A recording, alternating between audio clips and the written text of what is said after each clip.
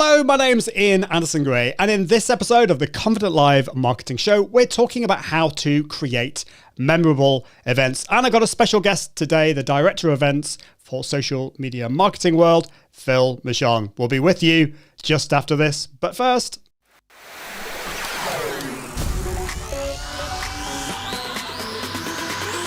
Welcome to the Confident Live Marketing Show with Ian Anderson Gray. Helping you level up your impact, authority, and profits through the power of confident live video. Optimize your mindset and communication and increase your confidence in front of the camera. Get confident with the tech and gear. And get confident with the content and marketing. Together, we can go live! Well, hello, welcome to episode 128 of the Confident Live Marketing Podcast. This is the show that helps you level up your impact, authority, and profits through the power of confident live video. Well, in today's show, I'm joined by the Director of Events for Social Media Marketing World, Phil Michon. We're going to be talking about how you can create memorable events. Now, we're going to be focusing on in-person events, but obviously in the last year, there haven't been too many of those. And we're going to be talking about how you can also translate some of those things into virtual events as well. But the main thing will be in-person events and talking about a lot of the things that we can learn to create those memorable events. But first, just to let you know about my sponsor of this episode, and that is RESTREAM. I use RESTREAM for all of my shows, as well as ECAMM Live. And RESTREAM allows me to broadcast to a plethora of different destinations using multi-streaming. So I can broadcast to over 30 different destinations. I can then bring in the conversations, the chat from all my lovely audience out there as well. And with ReStream Studio, you can also have up to 9 guests on your show. And they've also brought out something really cool and amazing. I talked about this last episode, and this is ReStream Pairs. So this is only available in Studio. I've not played around with it yet, but this allows you to allows your guest actually to go live to their channels as well. So you can go live to your channels and allow your guest to go live to their channels as well. It's pretty cool. But anyway, here is a little bit more about ReStream. The Confident Live Marketing Podcast is proudly sponsored by ReStream. ReStream is the complete multi-streaming suite for entrepreneurs. It's the easiest way to broadcast live to over 30 destinations at the same time, including Facebook, YouTube, LinkedIn, Twitch, and so much more. ReStream Studio makes it so simple to stream directly from your browser, bring in guests and add your branding, videos, and graphics, and view and highlight comments from your destinations, all at the click of a button. Take ReStream for a test drive and get your first month completely free at iag.me/Restream. Awesome. Well, it's time to bring in Phil Michon. Phil is the Director of Events for Social Media Examiner. He brings over 25 years experience in leading customized events, mission-driven campaigns, and creative communication strategies. He now leads Social Media Marketing World. Phil is also a jazz saxophonist, a podcast host, and writing his first book called Unforgettable Events. Phil, welcome to the show. How are you doing, Phil? Great to see you here. I'm doing great. Thanks for having me. Well, we've rolled the red carpet out. I'm very excited to have you here because we've known each other for it feels like quite a long time, but certainly in the social media world, I've got a very kind of memorable memory of meeting you for the first time. I think it was in the lobby bar of the Grand Hyatt Hotel in San Diego. But yeah, do you remember when we first met? I mean, you look obviously at Social Media Marketing World, which is the biggest social media conference in the world, happens in San Diego every year, apart from this year, of course, for some reason. But yeah, can you remember when we first met? You know, I was trying to think about that because you started speaking for us. I don't remember if it was our second or third year of the conference, but I met you the previous year, whichever year that was. And I don't have a distinct memory, of meeting, but I remember our conversations, went quickly to the fact that we shared common interests in music, as well as we share a similar faith background. And so it started a lot of different conversations for us, and we became friends pretty quickly. But I don't remember the year. Yeah, well, I mean, the problem with social media marketing world, and you being the director of events, is you meet so many different people. So I'm sure all of these memories just kind of, difficult to remember all of these things. But yeah, I think the first year I went to Social Media Marketing World was in 2015. And honestly, it changed. It seems over the top to say this, but I do genuinely mean this. It changed my life. It really did. Meeting all these people who had a shared interest in me, meeting you, meeting people that kind of got me and got my creativity. And, we all understand each other. You mentioned shared faith as well. That was a big impact as well. But yeah, it was 2015. And then, I got asked to speak. Mike contacted me to speak the following year. And I don't know if you know the story, Phil, but Mike, Mike, I think he emailed me asking if I would be interested in speaking. And it went into my spam folder. So I never got it. And so he had to message me. So this is Michael Stelzner. So I'm glad he did message me. But so you've been involved. You've been the director of events right from the start up for Social Media Marketing World. Is that correct? Yes, I have. Since 2013 was our first year.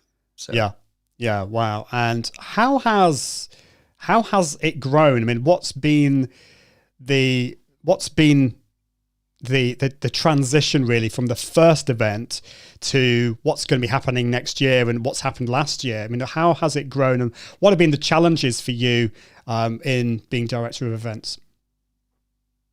Well, the first year, it was our first event of this kind of magnitude. We've been doing online events since 2009.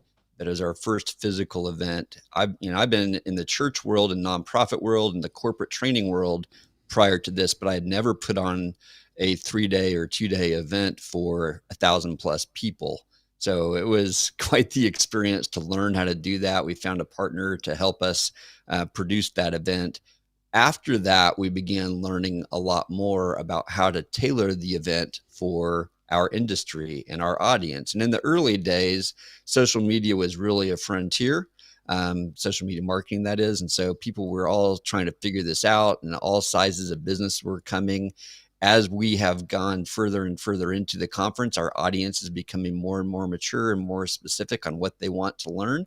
And so we are dialing in based on research to what do they need. And so that also includes what experiences are they looking to have. You create different experiences for a 20-year-old than you do a 50-year-old. And so we are understanding better who actually is coming, who are we designing this event for. And so I think, and another thing that has become more complicated is there's a lot more events today focused on social media marketing or at least digital marketing than there were back in 2013. So you said that we are the largest, and I'd say that still is true, but there are a lot of other conferences that focus on aspects of what we focus on or are related in some kind of Venn diagram crossover, but there's no one that does what we do in the way that we do it. And so we're leaning into that even more, saying we don't have to be like any of the other events. We need to be who we are for our audience. And that includes, as we think about a post-COVID world, what are people really going to come to an event in person for versus we've learned there are things that are okay to learn online in a Zoom or whatever setting that we're okay. We don't need to travel. But when we travel, what are we going to come for? And those are the kinds of conversations that we're having to make sure we create an event that is going to be very, very valuable for those who come. Definitely. And I think maybe one of the issues that you've created for yourselves is that because Social Media Marketing World has just been so successful, and it has generally changed a lot of people's lives. So, but each time people go back, they're almost expecting more. They're expecting more magic. And how can you improve on something that's already just very, very slick and works really well? I think you mentioned a great point about there are some aspects of a conference that people can learn online. And maybe that is partly the content.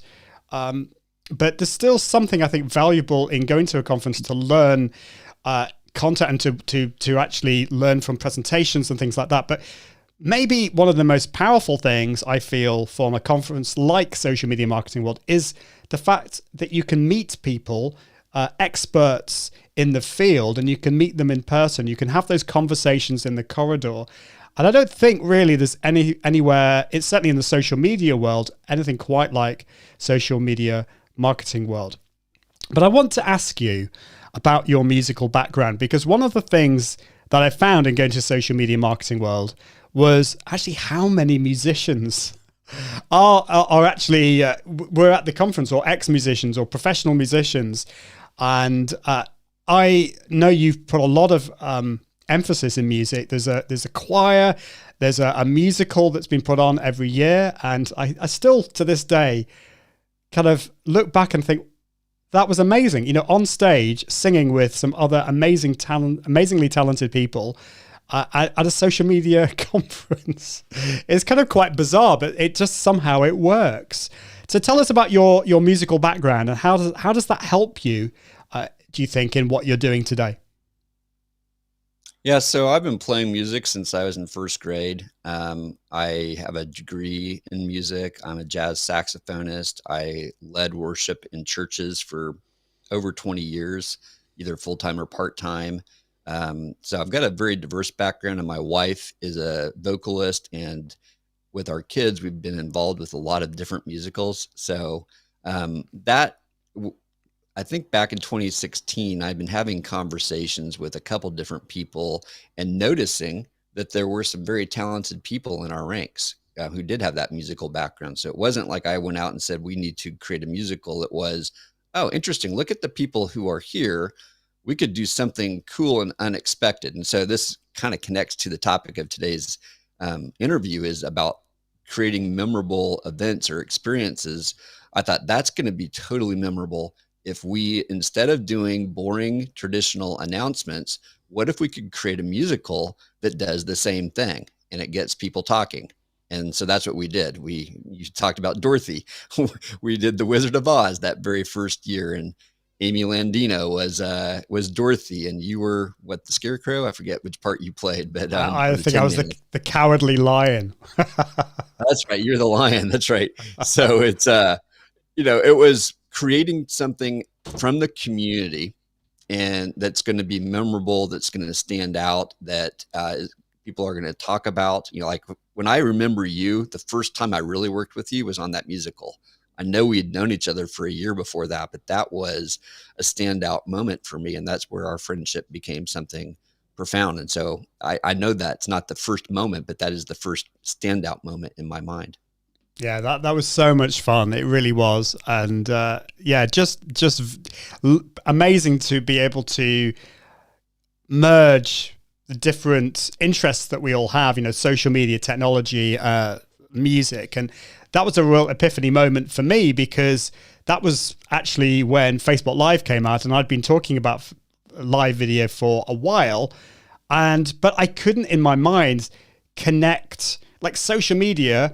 Live video seems so separate to live video, but it was that moment when I was on stage that I thought, actually, all that experience that I've had as a musician and as a performer and as a teacher just works perfectly with social media. I can be a consultant, I can be a coach. And for you, do you feel that your experience as a musician and as a performer has helped you? I mean, obviously, you get on stage in front of thousands of people. That's, for some people, would be very, very scary, and there's a lot of practice that obviously has to go into all of that. Do you think that has been really integral to what your role is at Social Media Examiner and Social Media Marketing World? It's funny. I was comfortable standing in front of a lot of people with a saxophone in my hands for many years before I was comfortable standing with a microphone in my hand. And to this day, if I'm standing in front of a couple thousand people, I get cotton mouth. I still get nervous. I don't necessarily get the butterflies in the stomach, but I do get dry mouth, and I need water close by. But it definitely prepared me. So I think understanding, why am I up there? getting comfortable with myself as a musician, that is incredible training to be able to stand in front of people and engage with them. And so 100% that prepared me. But the first time you stand up in front of 2, 3, 4,000 people, it is a little bit staggering. I'm not going to lie to you. I'm glad you said that. It makes us all feel like you are actually a human being, because I think most of us do struggle with that. And it's funny. I don't know whether, I think you've kind of admitted this, that you'd probably feel, or you certainly did feel more comfortable getting in front of 4,000 people and just playing a saxophone, whereas speaking to them was more nerve-wracking. And I feel the same. Actually, I felt the same when it came to getting in front of the camera. I found speaking in front of people, singing in front of people far easier than getting in front of the camera. It just felt, to begin with, very unnatural. So with all of these things, I think you'd say, Phil, that you just need to practice. You just need to keep doing it. And all the stuff that you've learned as a musician in this case, you can push into your speaking in front of the camera or in front of lots of people. Would you say that's the case? Yeah, let me tell you a story. So in college, I took a speech class, and when it came to the persuasive speech, I got to the conclusion of that talk and I completely blanked what I was going to say. And they tell you that if you forget what to say, go back to the last thing you remember saying and start again. And then that'll usually prime your brain to get back to it. Well, I couldn't remember even what I'd said before. So I went and sat down, and I was so ashamed that I vowed I will never speak in front of people again. And I literally said this, and this is like sophomore year of college. And if you fast forward about 3 or 4 years, the pastor in my church asked me if I would help him teach a class. I'm like, there's no way. I'll do anything else. I'll put up chairs. I'll do whatever you need me to do. He said, well, what if I was standing there with you? Would you be willing to try it? And I did. And I found that I liked it. And I think the takeaway, and that began a journey where I've been all over the country speaking on stages, and I've spoken in front of lots of people and got trained to be a pastor and whatever. And I think what I learned through that, and I think this is something anyone can learn and musicians can relate, is if you've got something that you are prepared to say or something that you know you have to say, then it's a whole lot easier to get up in front, because now you're not worried about what they think of you. You're more concerned about what I have to say is important. It's life-changing. Or, in the case of a musician, you've prepared this song, you want to share it. Like, you're ready to share it. You want to do that. And I think that's something that I learned through that experience. And there's still times that I've been asked to speak or get in front of people, whether it's to play a song or to speak, where I'm not ready, or what I'm talking about is something I don't care about. And that's when nerves overtake me. So to me, it's what one of my teachers told me is stay in your room and work on it until you can't help but get out. There's a fire in you. You've got to get out there and you've got to share it. And I don't know if that relates to you. Yeah, that's a great story. I think many of us have been there, but it kind of shows that you should never say that you're never going to do anything again, because you'll probably come back and you will end up doing it. And I think I've had a similar experience when I first went live. I was absolutely petrified. I felt like I was, instead of being the live video expert, I was actually the reluctant live video guy.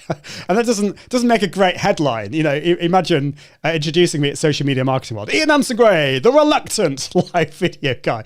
But we've all got to start somewhere. And it's actually from those experiences, Phil, that negative experience, you were able to pick yourself off the floor. Okay, it took a few years and you needed to be prodded quite a few times and pushed into it. But that, I think, makes you more real and authentic, and you also understand how other people feel in the audience as well. And empathy is so important, I think. Now, I can see Alec Dorling is in the house watching on YouTube. Great to see you, Alec. Hope you're doing well. And he's asking a question. So if you are focused on social media marketing, then which social media have the main focus in 2021? Is it Instagram, Facebook, Clubhouse, or other? And Phil, this is kind of always a challenge at Social Media Marketing World. I think you pretty much talk about that there are tracks on all the major social media platforms. Do you do you kind of look at what is happening in the social media sphere and work out what is hot, what's going to be hot in, say, for example, 2022, and then get the right speakers and the right tracks for that? I mean, how do you work all of that out? Yeah, it's an ongoing and constant research journey that we're on, where we do surveys a couple times a year of our audience, which is a good representation of the industry. But we're also watching how people are consuming content that we create, whether it's in our blog, our podcast, our videos that we're creating. In addition, we're studying what are people saying in the media. So we've got all these different data points that we're studying to say what's hot, but then understanding the intersection of what's hot for our audience. So knowing who it is that's coming to us. And if it's at a conference, it's one subset of our audience. If it's on the blog or podcast or video or one of our other products, then it's a different audience. They're similar, but not the same. So we are constantly studying that. And then we definitely define the content at the event based on that. And you asked earlier, like what's changed. In the early years, we let speakers just speak on whatever they wanted to because we knew any topic was going to probably be interesting to somebody. But now we are definitely way more interested in knowing what our audience finds to be pain points and where are the breaking trends, what are the new opportunities for marketers. Because in general, people who've been doing social media marketing for a while, which a lot of our audience have been, they want to know what's working today. They're not into the basics. They need the advanced stuff. They need the stuff that's more hidden. They need to get those lessons from people. So, to Alex's point, there's not a main focus. Like you need to know your audience, your industry, your customers, where are they, and how do you engage them, attract them, whatever your goal is with your social media as well, and then lean into those. Instagram, Facebook, of course, everyone's there, but you may need to be more focused on LinkedIn or Twitter or TikTok. Clubhouse, I think social audio is a big question mark right now. Is that going to stick around or was that just a fad? I don't know.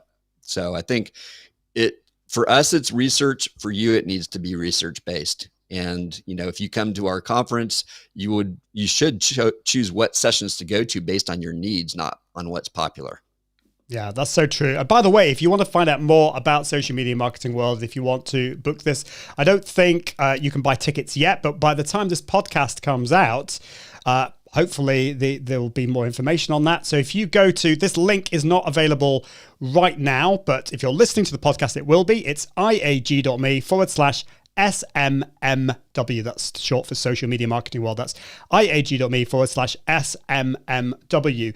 And Alec also, it's kind of, I think we've probably got a similar answer for Alec here. He says, once you select your niche, then how to select the right social media to engage? Is it related to age groups or other demographics? And yeah, I think it's a mixture of all of those places. I don't know what you think, Phil, but I think it needs to be, the place that you focus on needs to be a network that you enjoy using. I think that's important, because there's if TikTok is where you should be, but you don't enjoy TikTok, then it's not going to work. But the second thing is, where are your audience?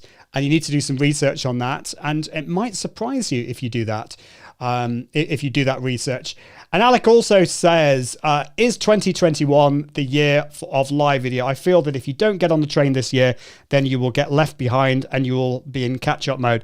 And Alec, I would say it's kind of been like that for the last 2 or 3 years. I mean, I think every year has been the year of live video. I think if you start next year, yes, you will be behind.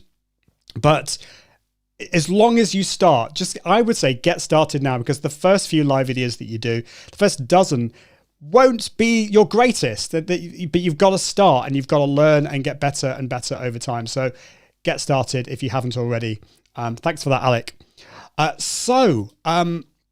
What makes an event, Phil, what makes an event memorable? Okay. I was thinking about this. So there are forgettable events, which you might call a boring event, that don't stand out in your mind. And then there are unforgettable events that are negative. Like, I'll never forget the time when, this is a great story, when the naked homeless guy walked into the women's bathroom at our conference. That's not something I want people talking about, but that's a negative and unforgettable memory or event. And then there are the positive ones where something happened. You meet someone, you learn something that is life changing. And I've seen so many times this happens where someone will literally turn and talk to the person next to them. And it turns out they're in the same industry. They do the same thing. They quickly become best friends. And the event has gone from being an ordinary, forgettable event to something that's extraordinary. And they'll never forget the time they met Ian or they met Sally or whatever. So I think the memories, it can be positive or negative. It can really be a standout. But what makes it memorable, I think, are a couple different things. One is something that's unexpected or a surprise. So, we gave the example of the musical with Dorothy. That's unexpected. That's a surprise. Some people didn't like it, and that's fine. But many people were blown away and said, wow, that's incredible. All those people on stage are speakers or staff at this conference. That's outstanding. I've never seen anything done like that before. But you don't have to do something like that. It could be literally when you walk in, you're made to feel welcome. So we were talking earlier about negative experiences driving our change. And I remember going to numerous conferences where the check-in experience was very forgettable, very boring, and almost negative. In fact, one conference, it was very negative, where they had long lines. The staff was overworked. There weren't enough staff there. When I got up to the desk, they seemed irritated that I wanted to get a badge and that I wanted to get checked in. Like I was the problem at this event. I'm like, there's no way that's going to be the check-in experience at our event. I want that to be a positive experience. I want that to set the tone for the whole experience. There's things that you want to stand out in people's memories. So for us, we want people to feel welcome as soon as they arrive at the event. So the first few things that they do when they get there need to have a positive, welcoming, warm tone to it. I don't want them to be turned away or turned off. I want them to feel engaged by the experience. So I'm focused on those things that are going to prevent a negative experience. But there's other things that you don't want them to notice it. So for example, sound and lights in a room are not something you want people to notice. Wow, the sound is really good. The lights were really good. But if you don't do those things well, you're not going to be able to see or hear the speaker. So if you do them right, it's going to be unnoticed, and they're going to be able to focus on the thing you do want them to focus on, which is the content, the experience, the learning, the people who are there. So those are a few different things that run through my mind. I know that was kind of a random throwing out of a few different ideas, but hopefully something there you can catch on to. That's great. I think it is the little details and the experience that people have. Just, a lot of event organizers will not think about the experience of lining up to get their badge or the tickets. Yet that is the first thing, that's the first experience people will have. And I always felt at social media marketing world, you walk in and it's the people. The people are just so friendly. And I want to ask you this, Phil, where do you get the people from? Because they're so giving, they're wanting to serve, they're wanting to help, and they're just so full of happiness and joy, which as a Brit coming over to the US, maybe not for the first time in a few years, I found just like mind-blowing. Just like there's so many people here and they're all just really happy and it's just an amazing experience. So tell us more about how you got all these people and the training kind of that went into that.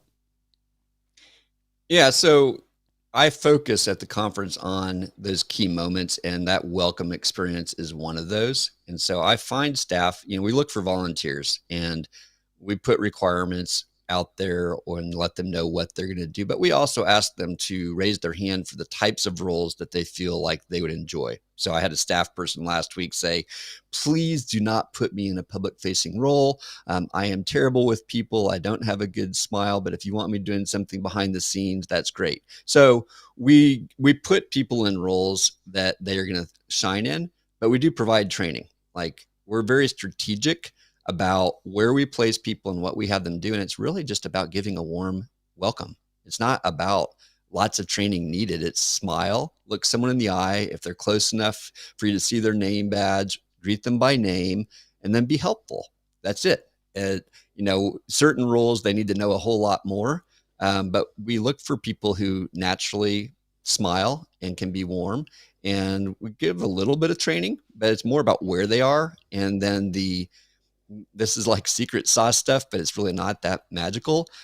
If you greet someone 4 or 5 times within their first 10 or 15 minutes at an experience, they're way more likely to feel welcome and want to engage more.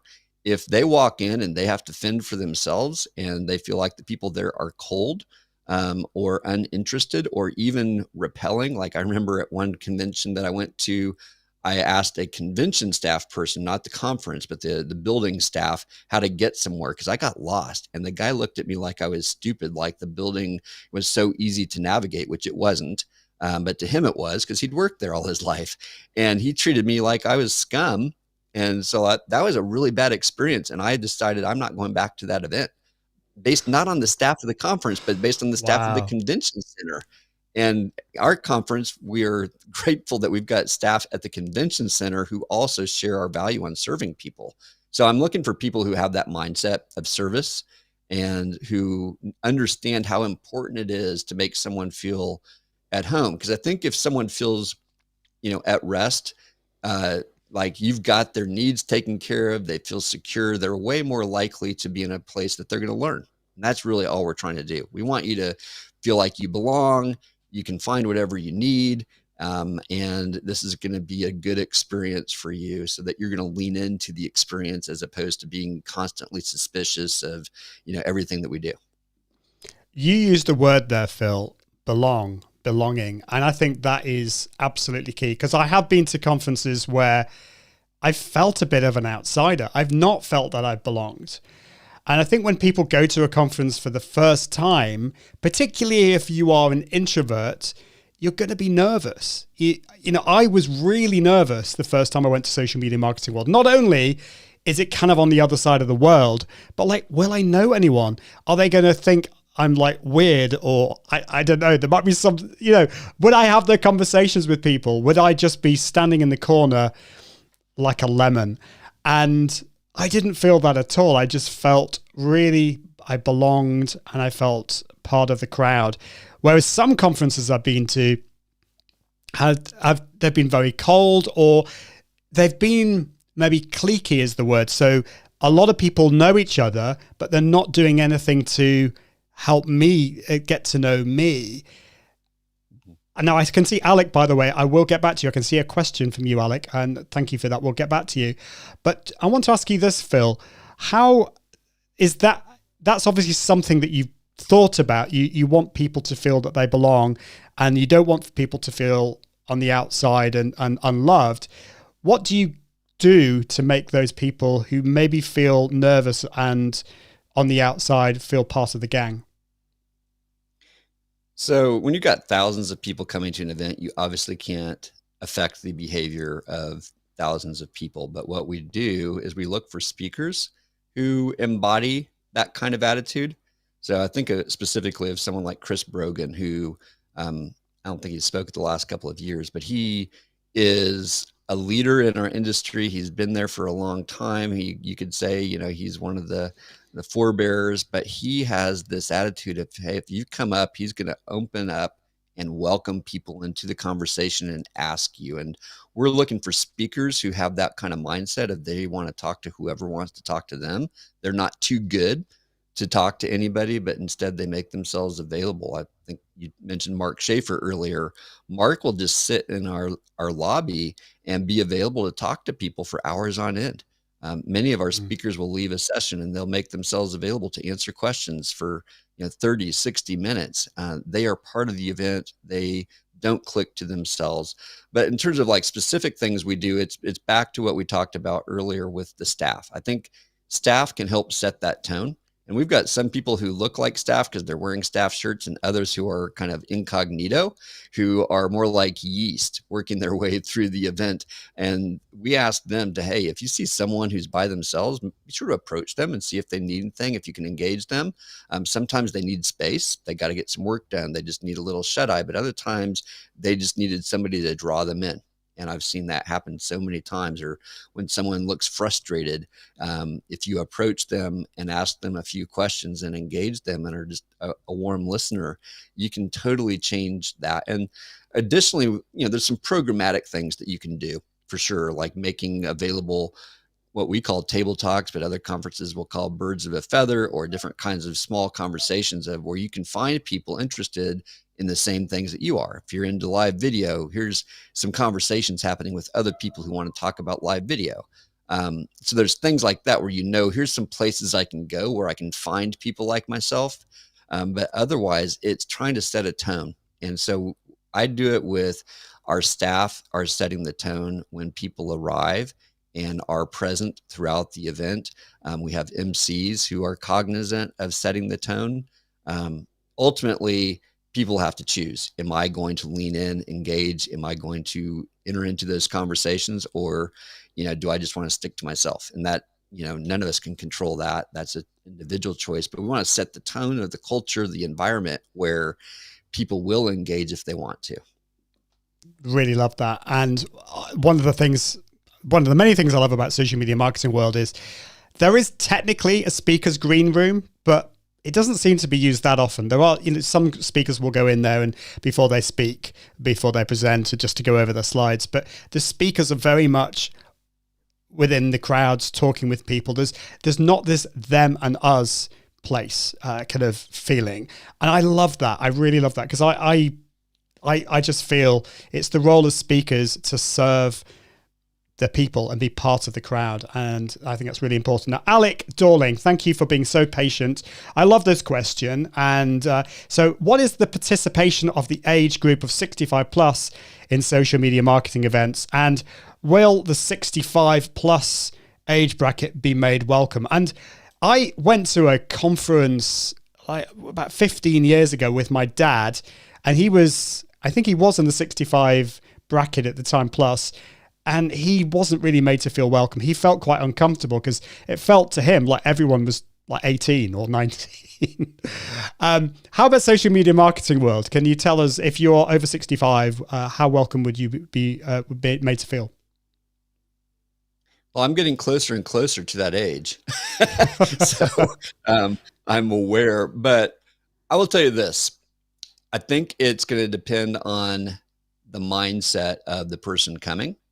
If social media is over your head and you're already lost, it may not be the place where you're going to feel welcome, because these are people who are, no matter what your age, if you're trying to figure out how do I use social media and you know what you're trying to use it for and you're a learner in mindset, then it doesn't matter your age. There's a guy that stands out, and I don't remember his name, but he has 3 businesses. He's in his 80s, and he's there asking questions the night before the conference started. He's just working the event and standing out. Like by the end of the event, we're all talking about this guy. It's been a couple of years, so that's why I don't remember his name.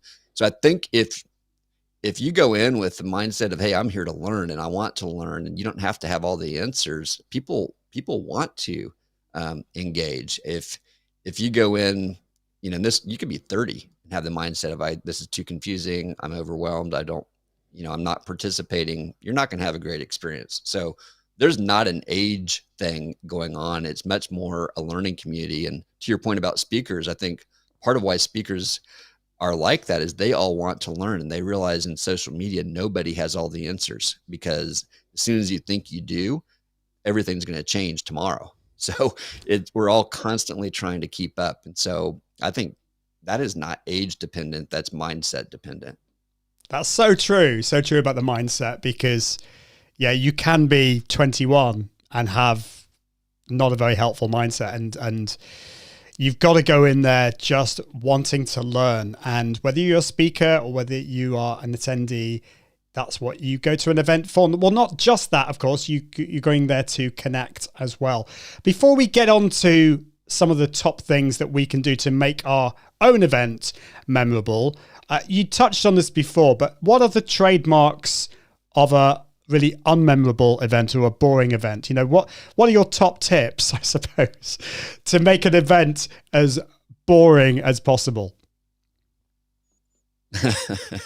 That's an interesting question. How would you go about creating a boring event on purpose, because I don't want to do that. Well, I think speakers who drone on and are uninteresting and have their PowerPoint slides loaded with lots of data, and they don't use a lot of the the things that we know in music of creating pause and creating dynamics and cadence and all those things that we know how to do with music. The same thing is true in talks. Or if you have a bunch of people speaking that are not on relevant topics, then it's going to start sounding like droning, and people are going to be flocking into the audience. Or this is how to make it really forgettable, is have offensive speakers, someone who's going to get up there and start dividing the audience over political statements. I've seen that happen, and I've seen hundreds of people flock out of a room when a speaker does that. So that's actually not boring. That's very memorable, but in a bad way for that speaker. And if you have an event full of that, that's not going to be a positive thing. I think if you don't pay attention to your sense of color, so if you walk into the typical hotel or convention center, they have a neutral palette in their colors. They intentionally do not lean one way or another, because they want you to be able to create the experience that you want. But if you just lean into the convention center or hotel's color scheme and don't do anything to freshen it up, it's going to feel bland as soon as you walk in. And people already are going to feel on the cool or cold side, not interested, because you haven't done anything to warm them up. Lights can make a big difference in people's experience, and the colors that you choose can affect the moods that they have. So I think, I would use terrible lighting. I would make sure the sound is awful, that you can't really understand very well what people are saying. And I would definitely do this if I was going to create a forgettable event. As soon as the speech is done, especially if they close with this really powerful moment where people are like ready to go, or they're ready to get into a conversation because something has been introduced that's like earth-changing, life-changing stuff that, man, this deserves conversation. The first thing I would do if I wanted to create a boring or forgettable event is I would turn the music up as loud as I can, playing something that's obnoxious to get them out of the room, because I want to get the next session to go in there. And I did see this happen, and it was terrible. I vowed I'll never do that, because literally the speech had been so good. It's like I wanted to turn to my neighbor and say, man, what'd you think about that? Instead, the sound guys turned the music up because they wanted to clear the room for whatever was coming next. And within 30 seconds, I'd forgotten whatever that speaker said. It was gone, dissipated. So those are a couple things that I would do. I'd make sure people felt like they didn't belong, and be unruly with them, treat them like they don't deserve to be there. They're not good enough to be there. I could go on and on. Great tips. So if you want to have a forgettable and a boring event, then those are Phil's top tips. I could really edit that and take it out of context and have some real fun, but I won't. So I think that those are great things, and being aware of everyone who's coming to your conference is important. One of the things I love that you do is you use music really well. So you've got music before and after in places, but for those who might need a bit of quiet, you have a space for introverts, I think, as well. And you know what, you're thinking about all of those things as well, and food and drink as well. We could talk about all of those things. So share with us, if we are planning an event for next year, for example, what are the top things that we need to be thinking about? We've already covered some of those, but what are the main pillars really when it comes to creating an event that we should definitely be thinking about that are non-negotiable? Well, I think, starting with your audience and starting with what is the experience that you are trying to create. I think that is really important, because what's the goal of your conference? If the goal is a sales goal, you want them at the end of the event to purchase something, or to re-enlist, or, sign up for whatever it is. That's going to be a different experience that you're trying to create than if your goal is to help people learn. You want them to transform, or you want them to get engaged in a community, or you want them to feel more connected to your brand. So I think you've got to start with, what is the goal of this event, and how am I going to do that? And then also knowing who is that typical person coming to the event. Because if it's a 30-year-old male or a 50-year-old woman, with certain demographic information, you're going to design different experiences. You're going to play different music. You're going to have a different lighting scheme. You're going to, if it's a bunch of men getting together, I think there's kinds of language that you might allow, and there's examples of videos, movies that you might use. So I think having a very clear understanding of who you're designing this experience for is important. But after that, I think, there's a couple of things that I would do. So if I think about what makes an event memorable, or what makes anything memorable, there's a couple things. One is it personal? How do I make this personally relatable? So understanding their background, they've got to feel invested in some way, somehow connected, to make this a personal experience and not just something that they got sent to or something that they were supposed to do.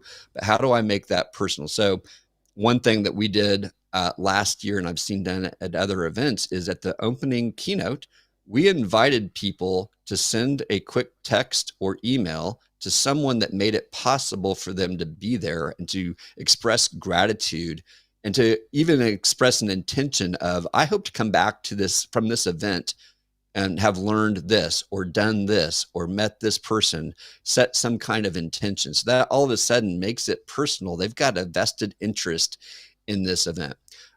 Repetition is something that makes something memorable. Ian, you know this as a musician.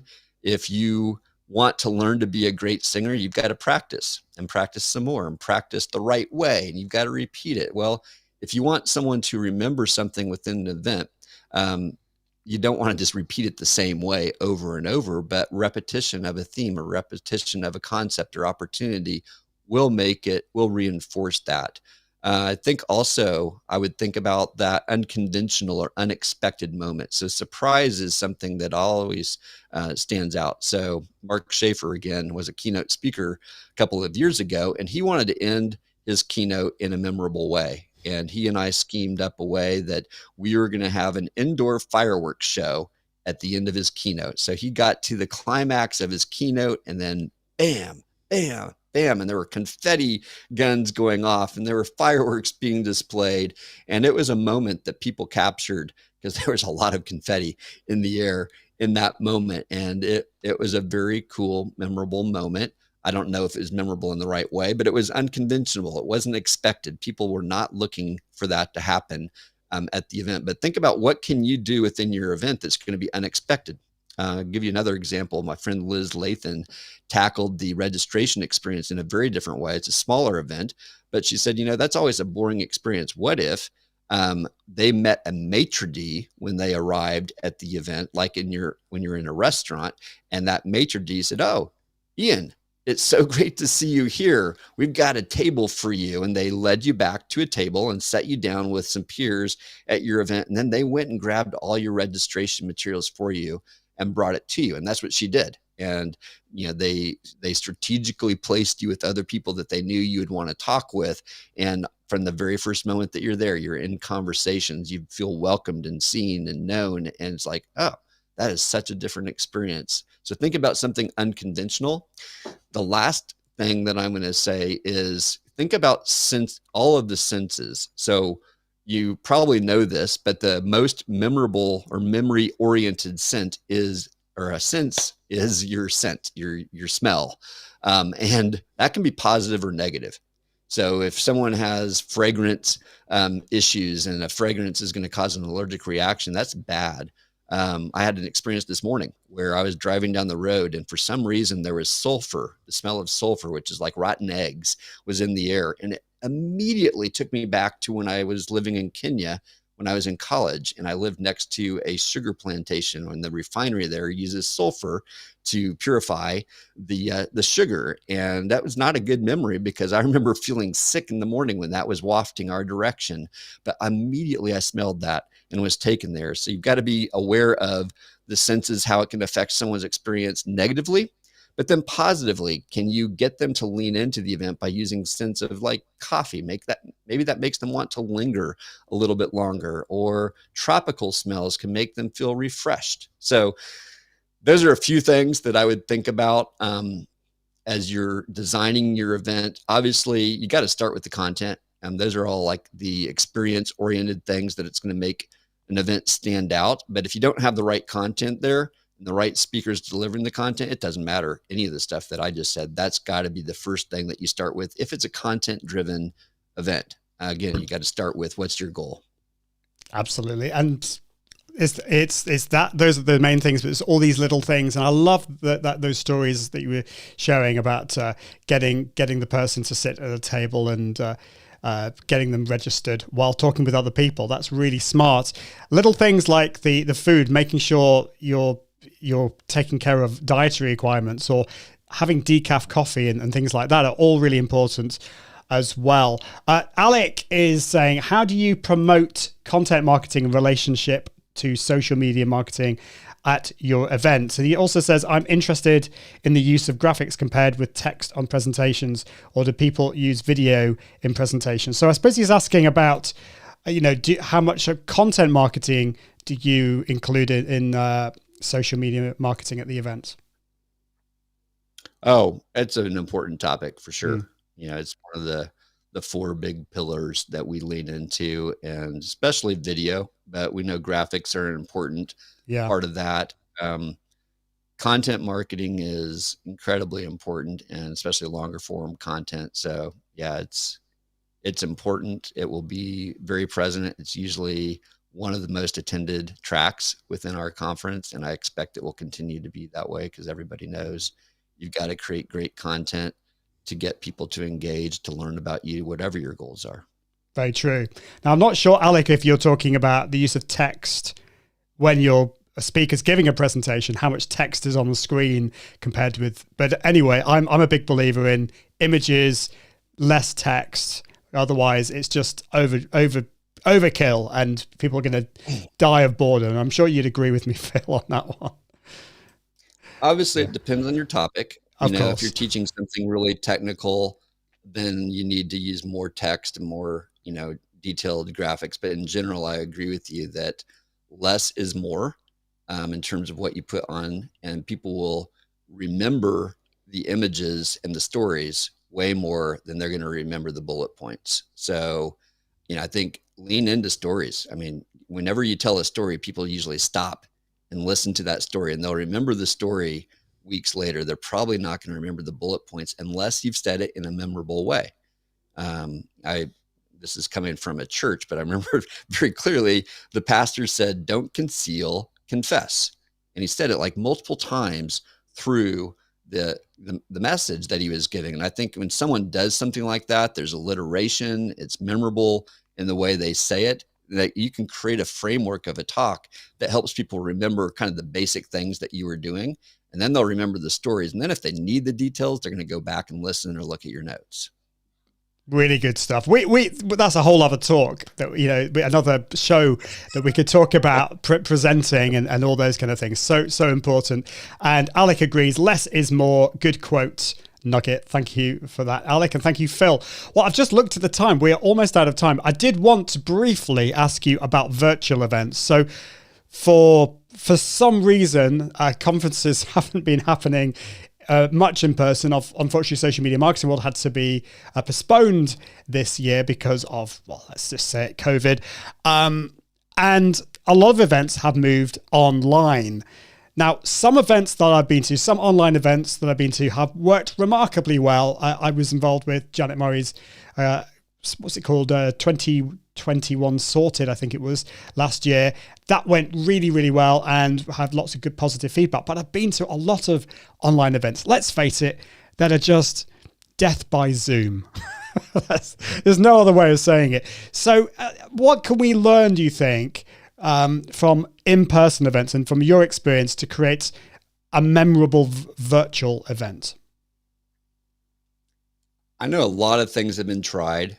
Everyone knows that Zoom can put you to sleep or cause you to be bored or disengaged. It's hard. It's hard when you're online and you see other things coming across your screen to stay engaged. And so I think anything you can do to keep people engaged, that includes getting them into conversation, inviting their participation, sending things to them in the mail. I think that can be really cool. I've seen people talking about great experiences where they're opening boxes together of things that they didn't know that they were going to get. And all of a sudden it's like, wow, I wasn't expecting that. Or they're, getting cocktail mixes or coffees or things that they can try all together. And there's someone there. So you're creating experiences for them that you maybe couldn't even have in person, that you can have virtually. So think about that. It's like, how do we do something here and lean into the advantages of it, where this is something that you would do one-to-one, but many people can participate at the same time.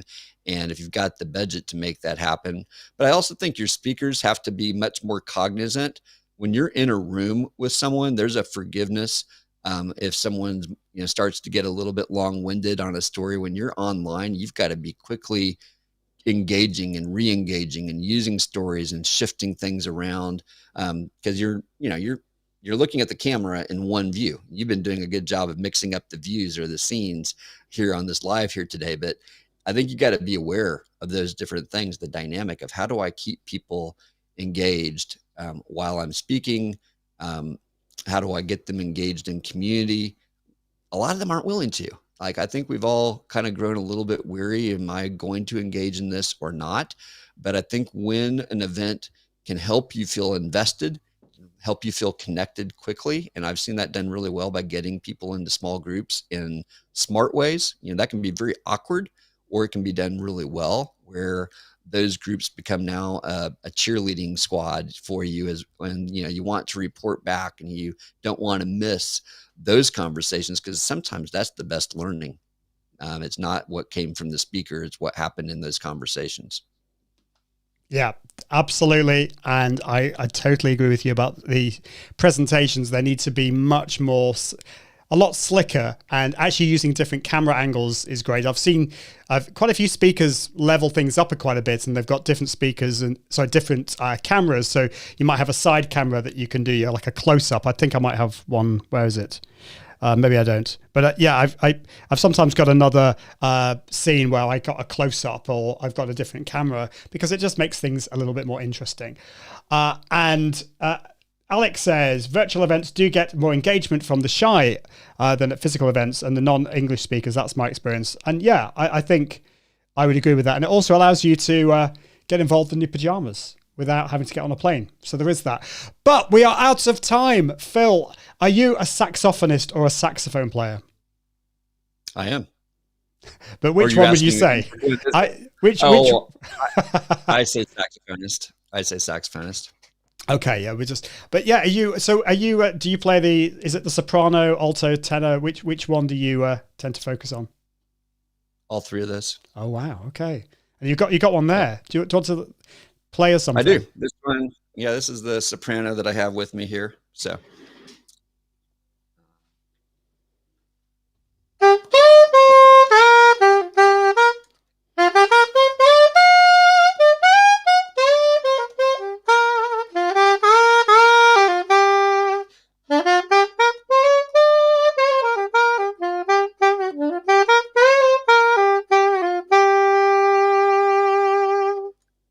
Wow, that was awesome. Just love that. That's really, really great stuff. Well, I hope you're impressed with Phil's playing there. And we're hopefully going to be doing a little bit more jazz with the theme song as well. Haven't quite figured out what that's going to be. But it's great to hear you play, Phil. I love your playing. There's so much soul that goes into it.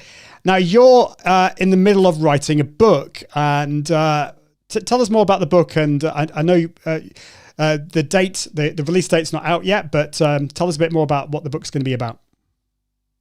Well, COVID kind of put a dent in the plans. I'm under contract for a book. The working title is Unforgettable Events. But for obvious reasons, the last year and a half, that has not been a topic that too many people would be interested in, and the publisher wasn't interested. But I've slowly restarting work on it, and it'll probably be 2022 before it comes out. I'm hoping to be done writing it by the end of this year.